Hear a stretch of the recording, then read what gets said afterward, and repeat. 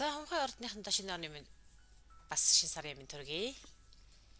За астролог сонирхогчдод зориулсан тэнгэр ихсийн байрлал гарагийн хөдөлгөөний талаарх зарим нэгэн мэдээллүүдийг оруулж эхлээд бол 12 тонжийн эхний удаагийн мэдээлэл бол бод гарын хөдлөө гэсэн мэдээлэл орсон байгаа. Энэ бүхнийг үзчихээрэй гэж зөвлөх байна. За тэгэхээр энэ удаагийн ухрах хөдөлгөөн бод гарын ухрах хөдөлгөөн та бүхний 11-р гэрт болж байна. За 11-р гэр гэдэг бол нийгмийн сүлжээ, нийгмийн холбоотог, найз нөхөд, санаа зорилго нэгтэй бүлэг энтрийг илэрхийлдэг. За энэ үед бол ухрах хөдөлгөөн болж байгаа энэ үед та хуучин холбоотон, хуучин найз нөхөд хамтлагчтайгаа дахин нэгдэх боломж гарна. Мөн ирээдүйн төлөвлөгөөгөө эргэж харах шийдлэх цаг гарнаа гэсэн үг. За мэдээж зарим нэгэн хүмүүс нь энэ үед маш хүн олноороо цугласан газар очих, шагнал урамшуулал авах ямар нэгэн нийгмийн идэвхтэй үйл ажиллагаанд оролцох нэ.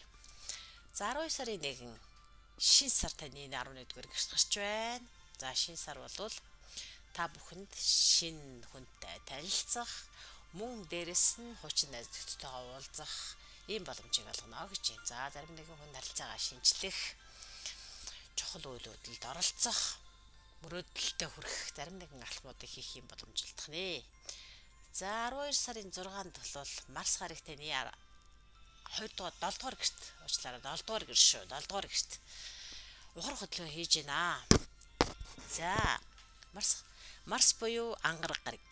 За ангараг гарагийн ухрах хөдөлгөөн эх оны 25 оны 2 сарын 24-ний хүртэл танаа 7 дугаар гэрт үргэлжлэнэ. За энэ үед бол худалдан авалт ямар нэгэн бизнесийн үйл ажиллагаа шинжлэх зарим нэгэн нэлээд сунжирсан шийдвэрийг бол урагшлуулах шүүх хуультай холбоотой асуудлын төр байх юм бол энэ бүхнийг шийдэх боломж олно гэж байна. За зарим нэг хэсэг нь бол ажлаа шинжлэх хуучин харилцагч нартайгаа дахин холбогдох ийм боломжтой гэж. Зарим нэгэн хүмүүс бол хуучин хайр дурлалынхаа харьцааг эргэж харах тэгээ шинжлэх ийм боломж гарах нэ. За 12 сарын 7 Нептун гарыг таны 2 дугаар гэрт байрлана. За 2 дугаар гэрт байрлаж байгаа энэ үед нь мөн Сатурн буюу Санчир гарыг бас энэ 2 дугаар гэрт ухрах хөдөлгөөнөө зогсоогоод урагшилж эхлэх нэ. За тэгэхээр 7 дугаар сараас хойш сунжирсан байсан зарим нэгэн санхүүгийн асуудлыг бол ингэж шийдээд ерөнхийдөө нөхцөл байдал сайжрах дэл рүү орж эхэлнэ гэсэн байна. 12 сарын 8-нд Соломон гарыг таны ордонд орж ирнэ. За энэ Соломон гарыг орж ирж байгаа үед бас Плутон гарыг танай бас ордонд орж ирнэ. За энэ бүхнээс болоод бол та бүхэнд аль алинд нь санхүүгийн болон шинэ боломж олдох юм уу? Аль эсвэл нөлөө бүхий хүнтэй танилцах юм завшаантай. За магадгүй хүмүүс ч жишээлбэл ямар нэгэн үйл явдал, ямар нэгэн төслийн ивент итгэх ч юм уу те. За аль эсвэл зарим нь шинэ ажлын санал тавих ч юм уу, шинэ төсөл хэрэгжүүлж эхлэх энэ иймэрхүү боломж олдно гэсэн байна. За Соломон гараг гэдэг бол хайр дурлал, хобби, үр хүүхэд энтертэй холбоотой асуудал бас дээрэс нь чиний дуртай хийдэг тэр ажил. Энэ бүхний чинь үед итгэдэг гараг. Тийм болохоор энэсүүдэд бол та бүхний зарим нэгэн хэцүү байсан, зарим нэгэн шийдвэр гаргахад хэцүү байсан ч гэдэг юм уу. Энэ бүх үйл явдлууд урагшилж цаашдаа бол бүр илүү сайжрах тал руугаа хандна гэсэн байна. За 12 сарын 15 бод гараг ухрах хөдөлгөөнөө зогсоогоод таны 11-р гэрт урагшилж эхэлнэ. За бод гарагийн ухрах хөдөлгөөн бол урдаас өдөр үеийн 7 зогссны дараа ч гэсэн өдөр үеийн 5-7 хоног байдаг. За тэгэхээр энэ бүхнийг бас бодож үзээд дараагийнхаа шийдвэрийг гаргах үзье.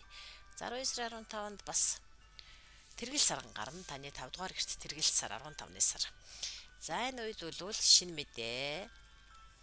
За зарим нэгэн шийдвэр энэ бүхэн нь хүүхдтэй холбоотой шийдвэр ээж болно. Эсвэл зарим нэгэн илтгэл тавих, эсвэл зарим нэгэн болцоо, бэлэгсэлт иймэрхүү үйл явдлуудыг бас энэ үед хийж эхэлнэ гэсэн үг. За тэгээд дээрэс нь энэ 5 дугаар гэрт бас Бархас бод гараг таны 5 дугаар гэрт бас ухрах хөдөлгөөн хийх нэ. За ухрах хөдөлгөөний аливаа одоо оргиодын хорох хөдөө гэдэг бол өнгөрсөн үйл явдлуудыг эргэж харах, засах, сайжруулах юм үйл байдал байдаг. Илэрхийлдэг. За тэгэхээр энэ бол хайр дурлалын заримдаа харьцаа. Яг бол таны 5 дугаар гэрт байгаа учраас хайр дурлалын зарим харьцааг шийдэх боломж гарна гэсэн. За 12 сарын 22. За нар нашлна. За өдөр бол хамгийн богино, шөнө хамгийн урт үе шүү дээ. За энэ бол таны 12 дугаар гэрт үргэлжлэн өнөрнө нь. За 12 дугаар гэр гэдэг бол ганцаараа байх, тайван амгалан байх ийм хүсэлтэй ийм үе эхэлж байна гэсэн үг.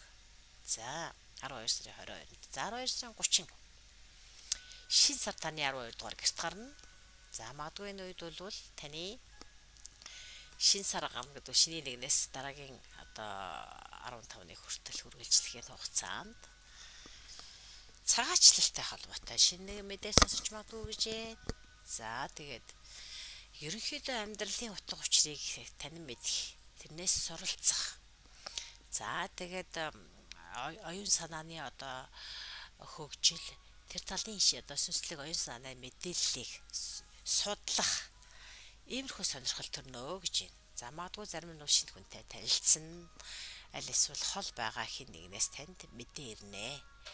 За магадгүй энэ нь одоо тийм өв хөрөнгө залгамжлагч гэдэг юм уу, нэг иймэрхүү бас мэдээ байж магадгүй гэсэн байна. За ингээд 12 сарын хумхын ортны ерөнхий төлөв бол юм байна. Ирэх 25 он бол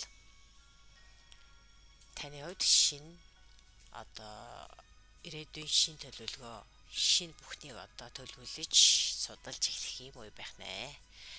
За ингээд ирж байгаа ондоо та бүхэнд бүх сайн сайхан хүсэл бүхэндэнд бэлэх болтугай гэж өрөөгөөд энэ удаагийнхаа ерөнхий төлөвийг өндөрлөё.